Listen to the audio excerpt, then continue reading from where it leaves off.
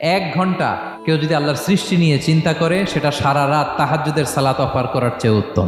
আমরা অনেকে মনে করি শুধু তাসবিহ পড়াই ইবাদত, শুধু কোরআন তেলাওয়াতই মনে হয় ইবাদত, শুধু কিয়ামুল লাইল করা ইবাদত। কিন্তু বিশ্বনবীর সাহাবী, যিনি ইসলাম আমাদের চেয়ে ঢের বেশি বুঝেছেন, তিনি বলেন আল্লাহর এই সৃষ্টি শৈলী, এই সৃষ্টি নৈপুণ্য নিয়ে 1 ঘন্টা চিন্তা করা, ক্রিটিক্যাল থিঙ্কিং করা, সারা রাত নফল তাহাজ্জুদের চেয়েও সেরা। সূরা আলে ইমরানের 190 নম্বর আয়াতে আল্লাহ তাআলা বলেছেন, যারা আকাশ বাতাস পৃথিবী সৃষ্টি নিয়ে চিন্তা করে এবং সর্ব অবস্থায় আল্লাহ তাআলার জিকির করে এবং তারা তাফাক্কুর করে, ক্রিটিক্যাল থিঙ্কিং করে এবং তারা বলে মা খালাকতা হাযা বাতিলা, হে আল্লাহ তুমি অনর্থক কিছু সৃষ্টি করো নাই।